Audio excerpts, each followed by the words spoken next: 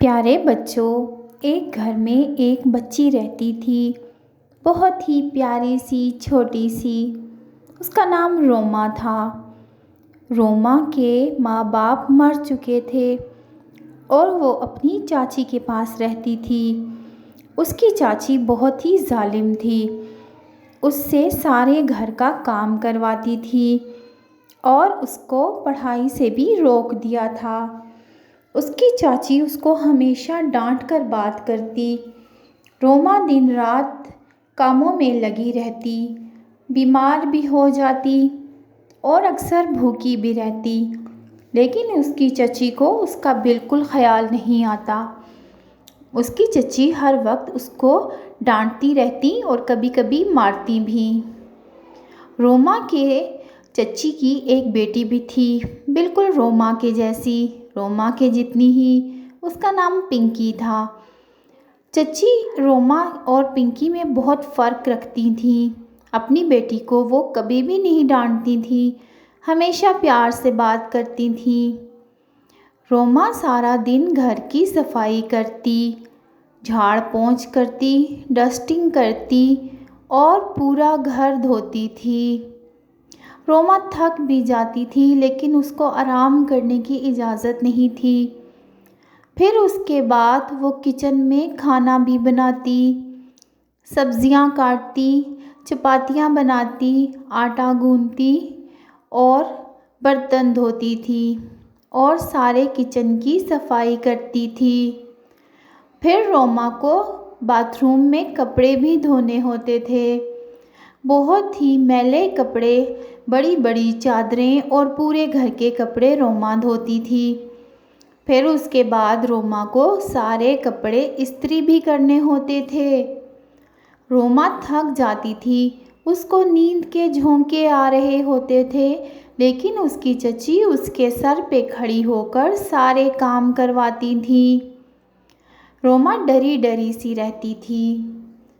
एक दिन क्या हुआ कि रोमा ने अपनी चची से कहा कि उसको कुछ देर आराम करने दिया जाए। लेकिन उसकी चची ने कहा कि बिल्कुल भी उसको इजाज़त नहीं है, अभी बहुत काम पड़ा है। जल्दी जल्दी इस कमरे की भी डस्टिंग करो, फिर कुछ मेहमान आने वाले हैं, तुमने चाय का इंतज़ाम भी करना है।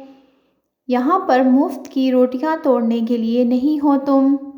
रोमा रोती रोती बाहर आ गई और आकर सारे घर की डस्टिंग करने लगी क्योंकि उसकी चची के मेहमान आ रहे थे।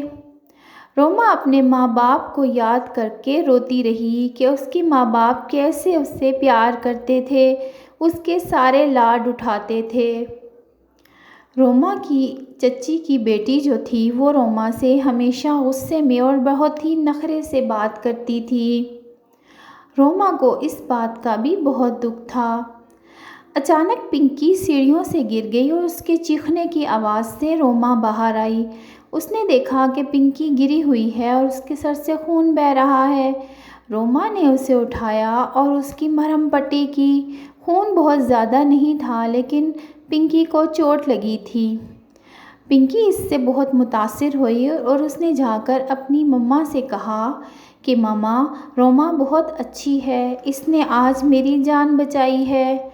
ये सुनकर चची के दिल में ख़्याल आया कि मैं फ़जूल में ही रोमा से इतने गुस्से में बात करती हूँ और अपनी बच्ची की तरह उसको नहीं समझती और उससे पूरे घर का काम करवाती हूँ, हालांकि ये भी पिंकी की तरह ही छोटी सी है।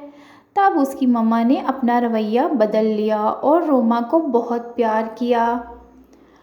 अब रोमा भी पिंकी की तरह ही खेलने कूदने लगी। पिंकी की मम्मा ने रोमा को भी साइकिल दिला दी, बिल्कुल पिंकी के जैसी, क्योंकि रोमा पिंकी की साइकिल देखकर सोचती थी कि काश उसके पास भी ऐसी साइकिल होती, क्योंकि रोमा को भी साइकिल चलाने का बहुत शौक़ था। अब तो रोमा भी पिंकी के साथ साइकिल चलाती, बाहर जाती और घर के काम उसकी चची देखती थी। उन्होंने रोमा को भी स्कूल दाखिल करवा दिया था। रोमा भी पिंकी के स्कूल में जाती और बहुत ही हंसी खुशी पढ़ाई करती। रोमा और पिंकी साइकिल पर स्कूल जाया करती थीं और रोमा और पिंकी अपने स्कूल में बहुत खुश रहती थीं। उनके पास पैसे भी होते थे और खाने पीने की चीज़ें भी। अब रोमा को पता चला कि ज़िंदगी क्या होती है। रोमा पार्टीज़ में भी जाती, बिल्कुल पिंकी के जैसे ड्रेसिंग करके, पिंकी के जैसे ही कपड़े पहनती, उसके जैसी ही जूतियाँ और उसके जैसा ही मेकअप करती थी। पिंकी जहाँ अपने दोस्तों की पार्टीज़ में जाती थी तो रोमा को भी अपने साथ लेकर जाती। रोमा बहुत खुश थी। उसकी चच्ची ने पिंकी और रोमा को एक जैसे खिलौने दिलाए थे और उनका कमरा भी एक जैसा था। उनके कपड़े भी एक जैसे प्यारे से होते थे। खिलौने बहुत ही प्यारे थे। पिंकी और रोमा इन खिलौनों से खेलकर बहुत खुश होती थी। रोमा ने कभी भी ऐसे खिलौने नहीं खेले थे।